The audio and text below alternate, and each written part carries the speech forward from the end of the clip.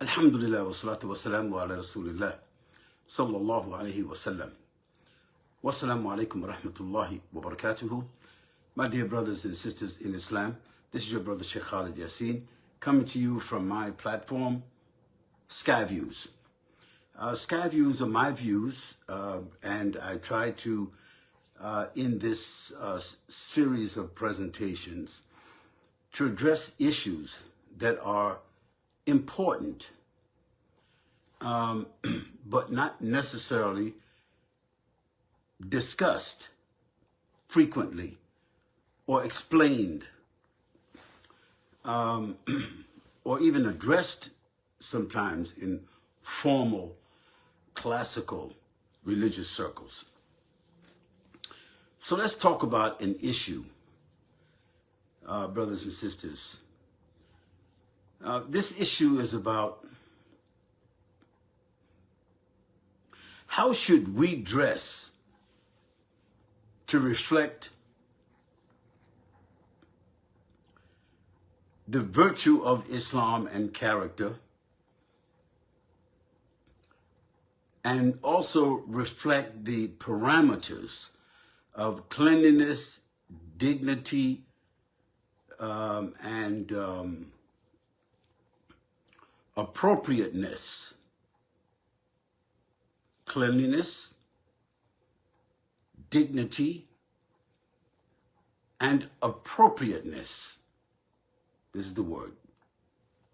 Now, regarding cleanliness, we understand that because as Muslims, we should try to be clean in everything we do. Our house should be clean, our car should be clean, our clothes should be clean, and your office, if you have one, should be clean. The area where you live should be clean. Your neighborhood should be clean. Your heart should be clean. Your mind should be clean. You should be living generally a clean life. Yes, your clothes should also be clean. Whatever clothing that you select to wear should first be clean. Clean should also be included in that, should be attractive. Now, attractive doesn't mean boastful, with pride. It doesn't mean to be ostentatious. That means costing a lot and loud and in its expression, but clean. It should also be dignified. Now, dignified means according to the station where you are. You're in industry, you're in commerce, you're in government, you are in varying levels of business, you are engaged, you are involved in sports or fitness or medicine, and in each one of those different levels in whatever society that we find Muslims, you'll find they're adapting or they are adopting different uniforms, different kinds of clothing that fit with, that are consistent with the industry or the part of society where they are serving or frequenting. So, dignity, something bringing honor, decency, recognition, and whoever is rich should dress where people know that they are rich, not they pretending to be poor. And poor people should not be pretending that they are rich. No, they should live with dignity, but within the station where they are, so they don't waste what is valuable for the station where they are, trying to appear to be rich, influential, resourceful, because they're not. And rich, resourceful,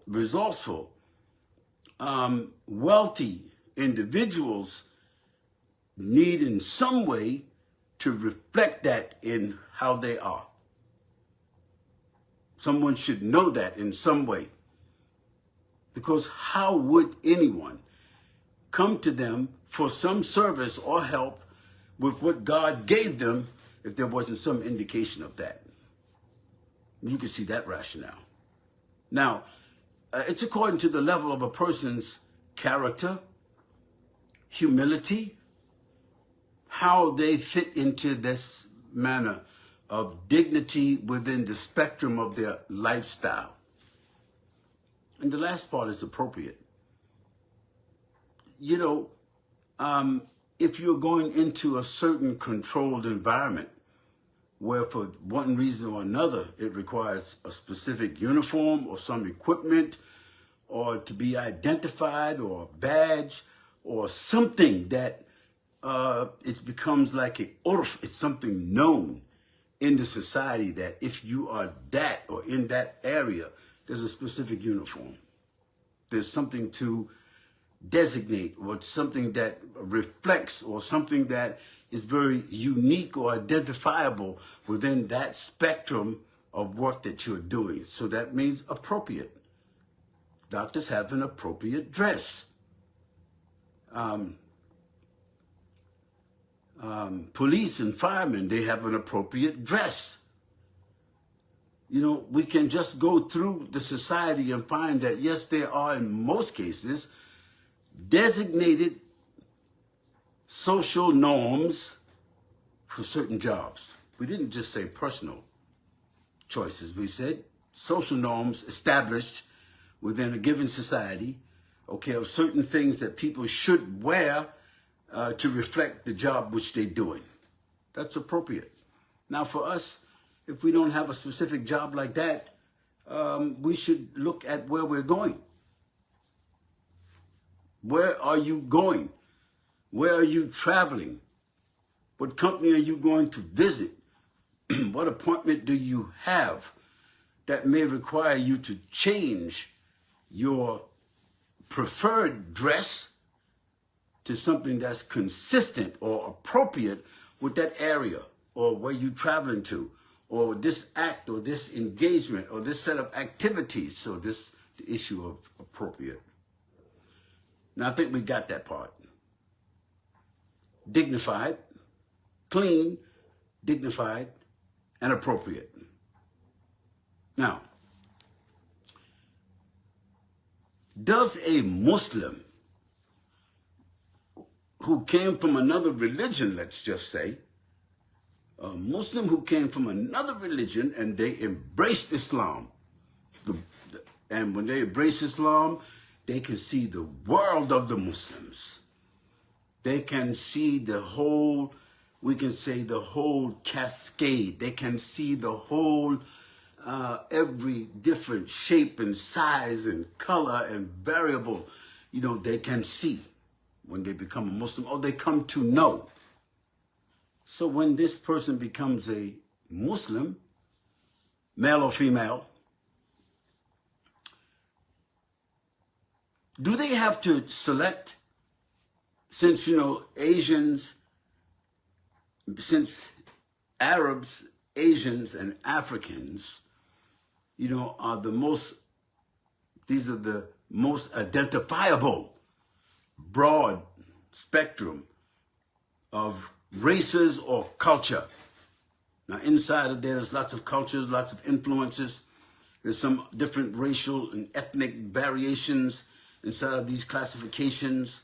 Just like when you say European, there's a lot of variables in between all of that. You know, so do the new Muslims, their children and grandchildren, when they become Muslim and they embrace Islam, is it obligatory upon them? Is it expected for them to dress like one of the variables, many variables of Arabs, Asians, and Africans?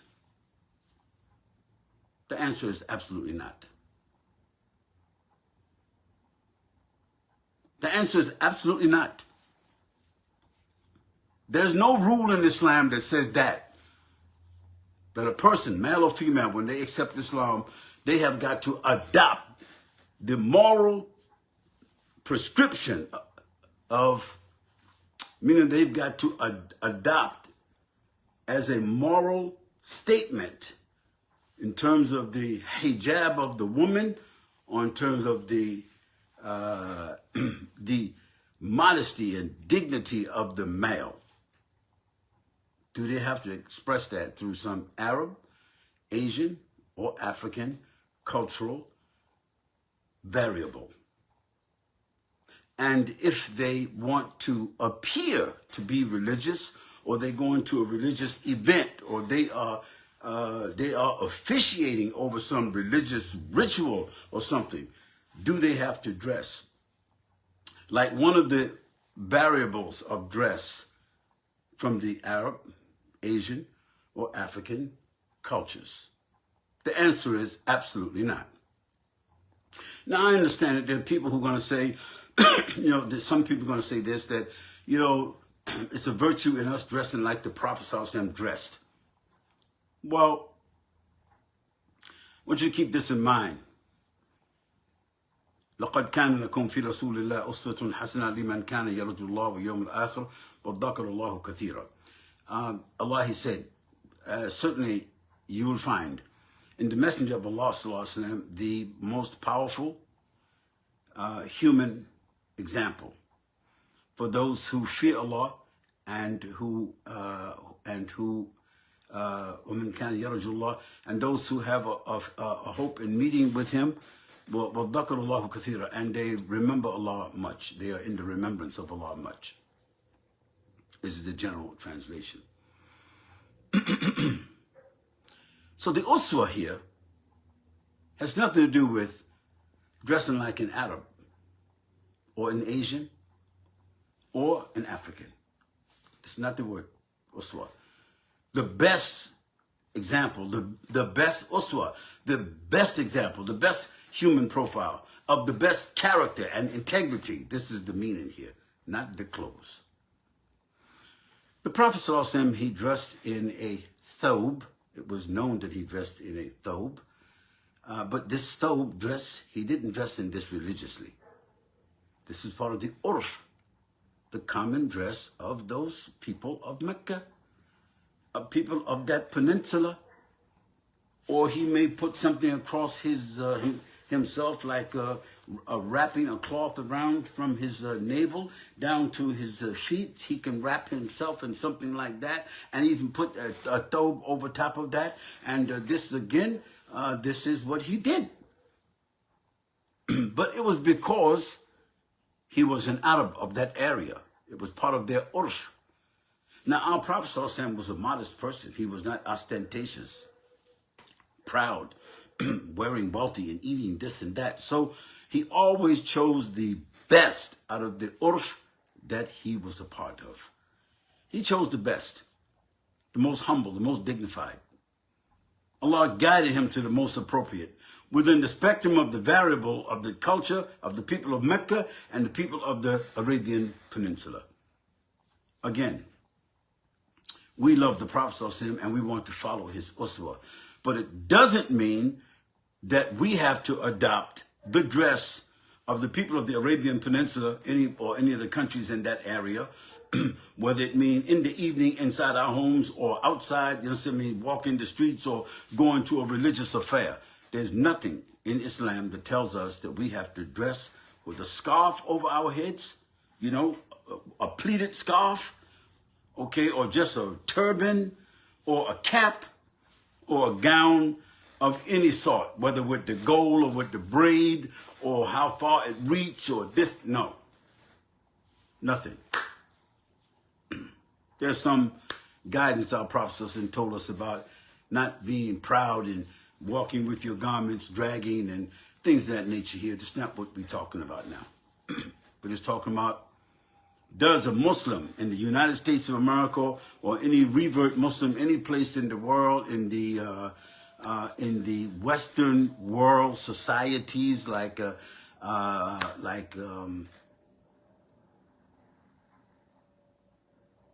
Australia, New Zealand, Western Europe, Eastern Europe,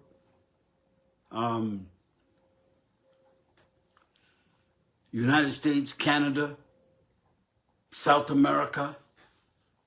Do the Muslims from these areas who were Christians before, or Hindus before, or Buddhists, or whatever they was before, and they became Muslims, and they're living in the Western world with its own urf, its own cultural variable of different levels of cleanliness, dignity, and appropriateness. Do we have to adopt the dress of any cultural variable of Asians, Africans, and Arabs? The answer is absolutely not. I don't care how popular a person is. I don't care how deep his knowledge of the Quran is. I don't care if he memorized everything from cover to cover. I don't care if he was born on the Kaaba or born in the Kaaba, like he was born in Mecca of the most dignified or prestigious family, and he traced himself back to the Prophet ﷺ, whatever people want to say. No, we don't have to dress like him either. Nor do we have to dress like the women from Africa, Asia, or Arabs. No, there's a way for a woman, a Muslim woman, there's a way for her to know the parameters of the hijab, the rules and the parameters the Prophet gave us about hijab. She can learn that from her father, from her sister. She can learn it from her father, from her mother, from her peers. She can learn that, from a leader, from the same background she's from. She can learn that. But there's nowhere that says that she has to follow that expression. She has to adopt the particular way an Arab woman, an Asian woman, or an African woman wear their hijab. Does she have to follow that? Absolutely not. Does she have to adhere? Should she adhere to the general parameters of the hijab as we got it from the Quran, as we got it from the Sunnah of the Prophet ﷺ? And we're not talking about the external, we're talking about the principles of the Sunnah. That's what we're talking about. The Prophet ﷺ loved dates, but it doesn't mean that I can only just eat dates. No. Brothers and sisters, we have to separate a Sunnah of which the Prophet ﷺ, he lived because he was born at a certain time in a place under certain circumstances and among a certain people. So there's parts of his Sunnah just was built out of that. That's called urf. It is good, and he chose always the good. Allah guided him towards the good of that urf. But his general character, his behavior, his integrity, his principles, his fairness, how he taught, his general principles of life, that's something different. It has nothing to do with the culture. It has to do with his guidance that God gave to him. So, my dear brothers and sisters, you should respect anyone who is an Islamic teacher if they are well-known, mature, decent, dignified, widely accepted within the parameters of the Quran and the Sunnah of the Prophet ﷺ. You should respect them, listen to them. And even if you listen to others who are not even within those parameters, you should respect them because they're people known to be scholars, or religious people in those groups. But you do not have to, as a revert. And this is my talk to my own children. And I apologize to you. If I imposed something on you when I came into Islam and you were young, that's what I knew. That was my level of understanding at the time. And I apologize for those shortcomings. But you're smart enough now to know that there were some areas of weakness when it came to our practice or what we did when we became Muslims, because they were cultural. impressions. There were many external motivations, impressions, and without questioning, just out of our sincerity, we adopted, we embraced a lot of it, and we never questioned. I'm not blaming anybody. I'm not calling names. I'm not pointing my finger. I'm just answering a question the way it would be asked of me, and I'm answering it now in the same way that a new Muslim who has embraced Islam from another faith, living in one of the Western countries, especially these Western secular societies, it's where they were born. When you embrace Islam, you do not have to adopt one of the variable cultural expressions of dressing. No, nothing on you to do that. Listen to everybody, thank everybody for whatever they have to say, but attach yourself to another revert, convert, Muslim, male or female, who is an elder, well experienced, well educated, well known for their general knowledge and behavior, and holding some responsibility, and let them facilitate that matter for you. Let them help you to facilitate that matter and to select what is best for you. Not best for the group that you join in, or for the mosque that you came and took your shahada, or best, in the interest of those, who got a certain group or persuasion or whatever, and they got their own spin on this and that, and then they start choosing what is best for you. No. When you first embrace Islam, the clothes is not the first thing to address. If you embrace Islam, sisters, and like when you embraced Islam, you was out there on the, going around the pole, you was doing some things, that was really immoral or something like that, or you was ashamed of that, you made tawbah to Allah, you repented for that. Well, you ain't gonna come, remain dressed like that. No. You're gonna modify that.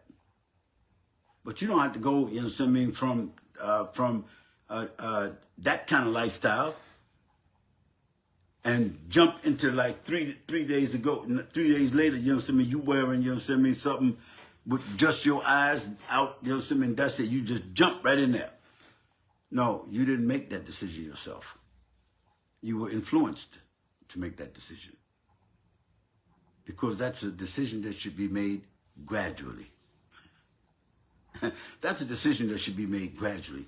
In all fairness to your mom and your dad and your family, in the case of a Muslim woman, a woman who becomes a Muslim and she has a husband, in all fairness to your husband and your children, all fairness to your neighbors and your job and your co-workers and or the people that you go to school with, or whatever, in all fairness to them, you should not do that.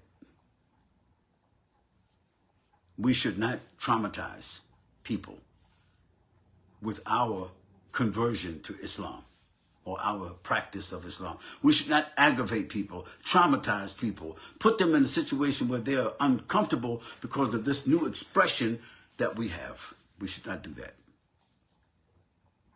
Be gradual. Be easy. Bayasiru, the Prophet ﷺ told Mu'adh ibn Jabal, one of his soldiers, one of his companions, the first governor, he told him, when you go to the people, Fayasiru, these is new people. These is new Muslims. These are people who entered Islam, and they was before, most of them before was like Ahl al-Kitab and Jews, some of them. See, so people of the Kitab, they new people. When you go to them, Fayasiru, be easy. Fayasiru, make everything easy. Wala tu'assiru, and don't be difficult. Don't cause pressure for Bashiru. Give them good news. Make them smile. Make them feel good. And don't traumatize them. Don't intensify. Don't make them feel like you imposing something upon them. Don't make them uncomfortable. Don't traumatize them. Don't cause no problems in their flow. No. Good news, not bad news. Encouragement, not discouragement. Freedom and prosperity and not control and regulation. Then he says, وَتَعَاوَنُوا. Look at this one. وَتَعَاوَنُوا. And help them and show them how to cooperate. وَلَا تُفَرِّقُوا. And do not contribute towards division. Help them to cooperate and don't facilitate them towards division. These are 3 principles that the Prophet gave to one of his companions, one of his soldiers, first governor. So I'm applying the same rule that when new people come into Islam, be easy. Don't stress yourself out. Don't try to jump too fast. Don't try to change up. Don't try to address all the different areas of who you got to deal with overnight in the same week or month or whatever. Don't try to read 10, 15 books that month.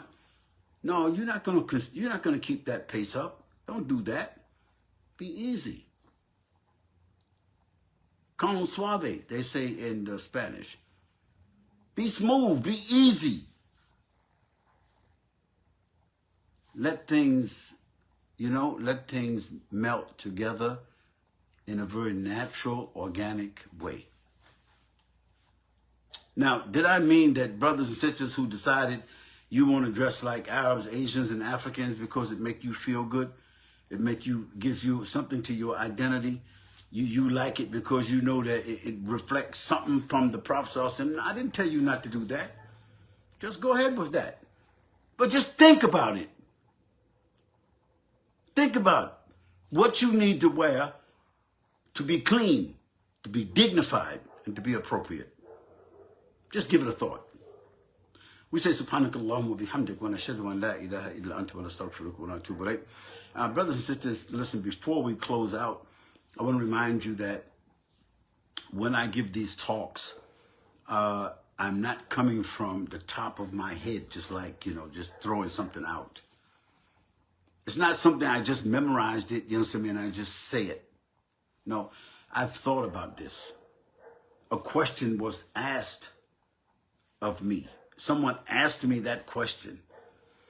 I responded to them, perhaps maybe it was like in 3 to 5 minutes because it was in the public. But after that, I thought and I decided that I got to sit down and I got to think about that more. So that when I talk to my children who are grown and got their own children, who are my grandchildren, and when I talk to my great-grandchildren who I'm talking with them, I got to clear this matter. Can't leave it sitting like that. That's what this is for.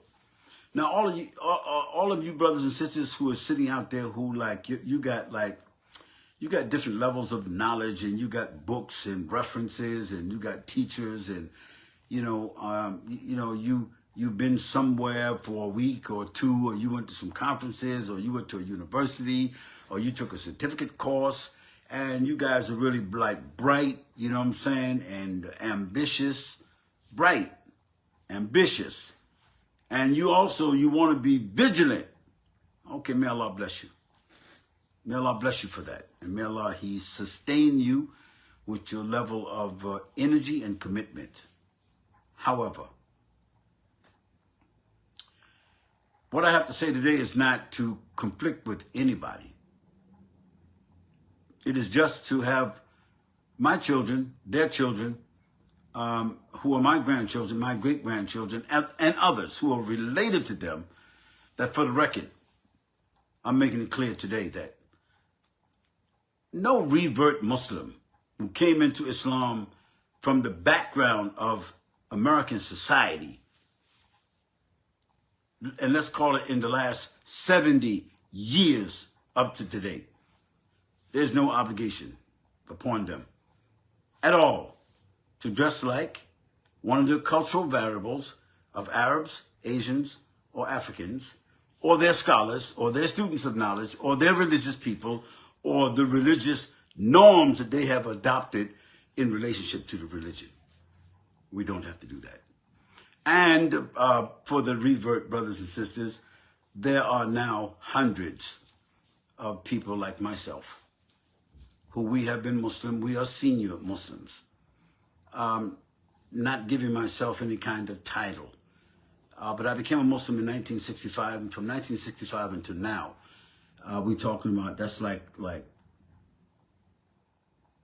about 58 years almost. In that time period, I know the parameters of Islam. The parameters. I know the goalposts, and I know the sidelines. I know what's out. I generally understand the rules and do my best to abide by them. And I want to make it easy for you and facilitate to you that you don't make the same mistakes, that you're not dealing with the same challenges in the same way, and that you're not opening yourself up to be manipulated or, or influenced on the basis of something that itself is not even an obligation upon you. If you, and let's make this clear, I told you from the very beginning, I got, my own thobes. I got a few nice ones, So if I'm in a country, if I'm going somewhere and it's a nice, I'm wearing my thobe. If they ask me to get the kuppah, probably I'm not going to wear a suit and tie. No, because that's not exactly the right dress for giving the khutbah to Jummah to the Muslims in the masjid. Not so much that it's not all right to do that, because if a person was a lawyer and he's coming directly from his office to get the khutbah, ain't no issue about him wearing no suit and tie, nothing. But generally speaking, to make people comfortable, I would wear my thobe, not necessarily a kufi, unless I'm going to a masjid where I already know, 99% of the people, they wearing a kufi. They're wearing something on their head, 99% of the people. Well, just out of respect for them, I'm going to do that. But that had nothing to do with the sunnah of the Prophet ﷺ. That is an obligation upon me. It is not wajib. It is not obligatory. It is not even necessary for me to wear a kufi or something else on my head just because 99% of the people is doing that. I don't have to wrap myself up. I don't have to take a scarf and bring it over my head and iron it out and bring it, like whatever, and line it up and drape it down. I do not have to do that just because 99% of the people might be wearing that. No, I don't. I do not have to wrap a turban on my head with a towel, without a towel, green one, white one, whatever. Wrapped up Sudani style or wrapped up Yemeni style or whatever. I don't have to wear a turban on my head. I don't care if 99.9 of the people in that, you don't have to do that. There's no obligation upon us to do that. And the Muslim woman, the revert sister, who comes into Islam, embraces Islam from another faith. Sister, when you look at the Muslim sisters, practicing religious Muslim sisters across the planet, African, Asian, Arab, Muslim women, generally you can see that there's a set of principles they are trying to adhere to. Look at the whole spectrum, from the right to the left side, the whole spectrum, and some way make yourself towards the middle point. You're smart enough to do that. Your husband is smart enough to help you with that. Your older son is smart enough to help you with that. Your uncle can help you with that. Your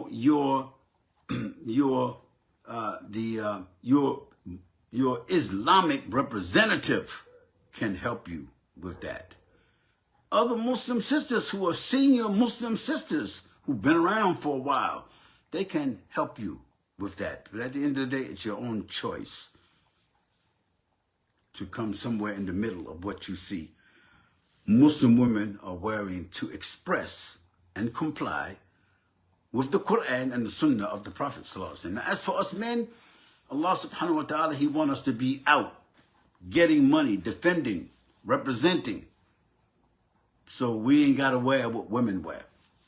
Our identity is not like them and our person is not like them. Allah subhanahu wa ta'ala put more value in what women, but more value because they're representing the family. So the family got the value, so the one that's representing the family, Allah give them more value. More value means more cover. It's just beautiful. Diamonds and pearls and gold is always covered and secured. All over the world. They're all covered and secured. Nobody got a problem about that. Our women, the Muslim women, the way Allah have described them and how the value He have attached to them is more than the gold, more than the silver, more than the pearls, more than the diamonds. So Allah, He wants them to be safe and covered. But we men, we just have to be clean, dignified, and appropriate. And appropriate has nothing to do with a particular cultural variation. Many variables, cultural variables that are attached to the religion, that are expressed in that way. But that's not an obligation upon me as a Muslim coming from the West that I have to choose one of those. I don't. I will look at all of it and listen to my people who's around me who are responsible, and I will somewhere come in the middle to be clean and decent and appropriate. That was my talk today. So, brothers and sisters, I want to remind you of something, that we have a platform called Patreon. Patreon. Patreon. It's a very, very beautiful, unique platform. It's a platform that is set up where people who create content, like myself, I'm serving content. That's what I do. I think of something, I write. After I write, I speak. After that, I got people that help me coordinate it, archive it, and after that, make it available. That's called social media content development. That's the business. That's part of what we do in this presenting Islam, removing misconceptions about Islam and Muslims, clarifying issues for people regarding Islam, helping people to discover Islam, helping to educate and motivate and clarify and inform Muslims themselves. All this here requires, and all this here can be optimized through the use of social media content. So now, with Patreon, I can concentrate on creating good content for you. And in turn, you become a supporter. I mean, it's a no-brainer. I, by the grace of Allah, bifadlillah, use my energy, my thinking, my commitment, whatever talent Allah He gave me, my exposure, and I research and I write, and after that I deliver it, and after that we package it and make it available to you. So Patreon allows me to do that, to attract yourself as a patron. Patreon, patron. It means that you become a supporter of my ministry, the Purpose of Life Foundation. You become a helper. You become a supporter, a helper, and a Patreon member. Once you go to Patreon, Patreon, /Sky Views. Skyviews with a Z, not a S. Skyviews with a Z.com. So that's Patreon/Skyviews with a Z.com. And when you go there, select the level of membership. Select the support level that you can, what's easy for you. Then you and I now, we have what's called a joint venture. We're connected at the hip. This is just one of the most unique ways in which a person who creates content, and that's part of what I do, establishes a direct relationship. Now, another one of the things that can happen is that when I get these kinds of talks, sometimes there's notes that I took. There is research that I've retained. There is sometimes like a statement is made and you heard it, but in your mind you wanted to say, oh, Sheikh, where can I get that? How can I go to that? How can I do some further insight into that? Well, with Patreon, I will give that to you. Another good thing, I wrote a book about 2 years ago now called Islam, America, and the World. I don't want to talk about the book right now. It's in the title, Islam, America, and the World. You know, not Muslims in America, not Islam in America, but Islam and America and the world.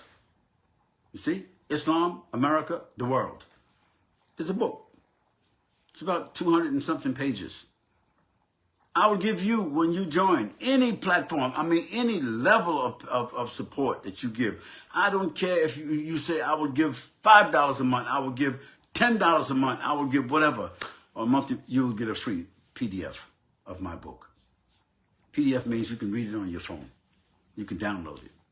You can go to, and you can print it out. So if you want to hold it and read it on the train, if you just want to read it on your phone, you can. If you want to read it on your iPad, you can. If you want to read it on your PC, you can. If you want to read it on Kindle, you can. Yes. Yes, and we have it also in an ebook. You can get that. We have it as an audio book. You can get that. We have the actual physical book. You can get that. The point is, you get that free when you join Patreon/Skyviews with a Z.com. I just think it's just a wonderful opportunity. And the Lord told us to take advantage of all opportunities. Thank you very much. We'll see you again on Skyviews. And also, I look forward to your support on Patreon. Subhanakallahumma wa bihamdika wa nashhadu an la ilaha illa ant wa nastaghfiruka wa natubu ilayk. Wassalamu alaikum wa rahmatullahi wa barakatuh.